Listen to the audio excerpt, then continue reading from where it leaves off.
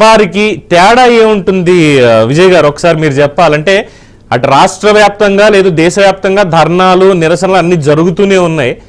But ప్రజాప్రతినిధులు అన్న పాయింట్కి సరే తెలంగాణ కన్ఫర్మ్ అయ్యాం కాబట్టి దాన్ని ఉద్దేశించి మీరు ఏం చెప్తారు? ఓపెనింగ్ కామెంట్స్ చెప్పండి ఒకసారి. ప్రజాభవన్ ప్రజా దర్బార్ అంటే ఏముంటదండి, అది పదపు మాత్రమే మారుతుంది అంతే. సేమ్ సిచ్యువేషన్ సేమ్ ఉంటది, సేమ్ ఉంటది. అది పరిష్కారం అయ్యేది చాలా తక్కువగానే కనిపిస్తున్నటువంటిది. అది ఇప్పుడున్నటువంటి ప్రజాభవన్ ప్రజా దర్బార్ సంబంధించినటువంటి చూస్తే ఇప్పుడు ఉన్నటువంటి కంచెలు తీసేసిన అనేటువంటి అంశం. కంచెలు ఎవరు పెట్టారు అసలు? యాక్చువల్ గా అది ముఖ్యమంత్రి నివాసం. అది ఉమ్మడి ఆంధ్రప్రదేశ్ ఉన్నప్పటి నుంచి కూడా ఆ ప్రాంతము ముఖ్యమంత్రి నివాసం. అది ముఖ్యమంత్రి నివాసంగా ఉన్నటువంటి ప్రాంతం ఏదైనా సెక్యూరిటీ పెడతారు. అప్పుడు తెలంగాణ ఉద్యమం జరిగే సమయంలో రాజశేఖర రెడ్డి గారు ఉన్నప్పుడు ముందు ఆ కంచె లేకుండే. రాజశేఖర రెడ్డి తర్వాత కిరణ్ కుమార్ రెడ్డి వచ్చినటువంటి సందర్భంలో తెలంగాణ ఉద్యమం సీరియస్ గా ఉన్న సమయంలో అక్కడ కిరణ్ కుమార్ రెడ్డి గారు ముందల కంచె పెట్టడం జరిగింది. ముఖ్యమంత్రి గారు నివాసమైంది. అది అట్నే కంటిన్యూ అయింది మొన్నటి వరకు. కాంగ్రెస్ పార్టీయే పెట్టింది ఆ కంచెలు. కాంగ్రెస్ పార్టీ పెట్టి చివరికి కాంగ్రెస్ పార్టీ అధికారంలోకి వచ్చిన తర్వాత తీసేసినాము అని చెప్పుకోవడం జరుగుతుంది. ఎందుకు తీసేశారు? అది ముఖ్యమంత్రి నివాసం కాదుగా. ముఖ్యమంత్రి ఇప్పుడు జూబ్లీహిల్స్ లో ముఖ్యమంత్రి గారి నివాసం దగ్గర చూడండి, బారికేడ్స్, పోలీస్ బందోబస్తు ఎట్లుంటుందో. ఏ రకంగా చూసినా ఏమాత్రం కొంచెం ఎక్కువ రషణ ఆ ఏరియాలో రోడ్లు కూడా బంద్ చేస్తున్నటువంటి సిచ్యువేషన్. అది ప్రోటోకాల్ సిస్టమ్ ప్రకారం ముఖ్యమంత్రి అధికారిక నివాసము, ముఖ్యమంత్రి ఎక్కడ నివాసం ఉంటే దాని చుట్టూ ఆ భద్రతలు ఏర్పాటు చేసేటువంటి సిస్టమ్. అది దాన్ని తీసేసి గొప్పగా చెప్పుకోవడం అనేది ఆ చర్చే గమ్మత్తుకున్నటువంటి అంశం. చివరికి ఇప్పుడు ఏమైంది మరి? ప్రజాభవన్ అండ్ ప్రజా దర్బారు హాస్యాస్పదం లాగానే అయిపోయింది కదా. ముఖ్యమంత్రి గారు ఒక్కరోజు వచ్చారు ప్రజా దర్బార్ కి, ప్రజాభవన్ కి వచ్చి తర్వాతే కొద్ది రోజులు మంత్రులు వరుసగా పెట్టుకున్నారు. దానికి ఇప్పుడు చిన్నారెడ్డి గారిని పెట్టడం జరిగింది.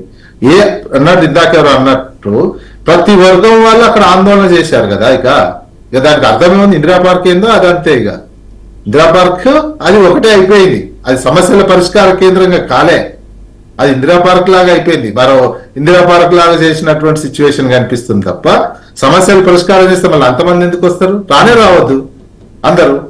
సమస్యల పరిష్కారం అనేది జరగట్లేదు. ఇక్కడ స్వేచ్ఛకు సంబంధించినటువంటి అంశం తీసుకున్నట్లయితే స్వేచ్ఛ అనే అంశానికి రోజు కాంగ్రెస్ పార్టీ నాయకులు రాజ్యాంగం పట్టుకొని తిరుగుతున్నారు.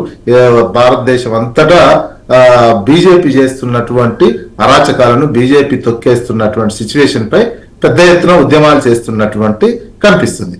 మరి అదే సిచ్యువేషన్ బీజేపీ దేశవ్యాప్తంగా ఎట్లా చేస్తుందో అణచివేతకు సంబంధించినటువంటిది ఇక్కడ అణచివేత విషయంలో కూడా కాంగ్రెస్ పార్టీ అధినాయకత్వం స్పందించాల్సినటువంటి సమయం అయితే ఆసనమైంది.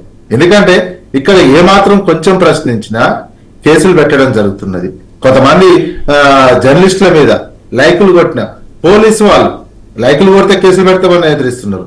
పోలీసు కుటుంబాలు ధర్నా చేస్తే ఎప్పుడూ లేని విధంగా ఒక మెమో ఇష్యూ చేశారు.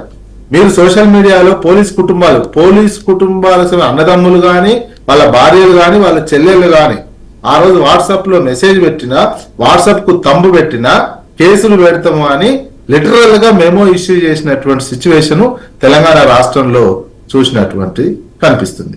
అందుకే చెప్పొచ్చు, ఏమైనా గొప్పలు చెప్పుకోవచ్చు, మాటలు చెప్పుకోవచ్చు, ఇంకేదైనా చేయొచ్చు. పరిష్కరించే దగ్గర చిత్తశుద్ధి చూపించాల్సినటువంటి బాధ్యత అధికార పార్టీకి ఉంటది. అధికార పార్టీ ఆ విశ్వాసం, ఆ నమ్మకం కోల్పోకుండా ఇచ్చిన మాటకు కట్టుబడి ఉండాల్సినటువంటిది. మీరు ఏమైతే ఇచ్చినటువంటి స్వేచ్ఛ కల్పించండి. ఒకవేళ మీకు ధర్నాలు చేయొచ్చు, ఇంకా ప్రశ్నించవచ్చు, దాన్ని కూడా స్వీకరించాలి. అప్పుడైతేనే మిమ్మల్ని దేశవ్యాప్తంగా కావచ్చు, రాష్ట్రంలో కావచ్చు మరింత నమ్ముతారు.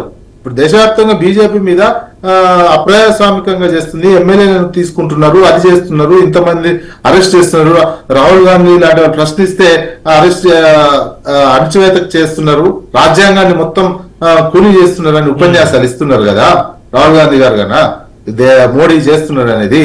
మరి అదే ఇక్కడ కూడా వర్తిస్తుంది. మీరు అధికారంలో ఉన్నప్పుడు ఉన్న చోట 10 ఏళ్లలో మరి నువ్వు ఎక్కడున్నావు, ఏం మాట్లాడినావు? ధర్నా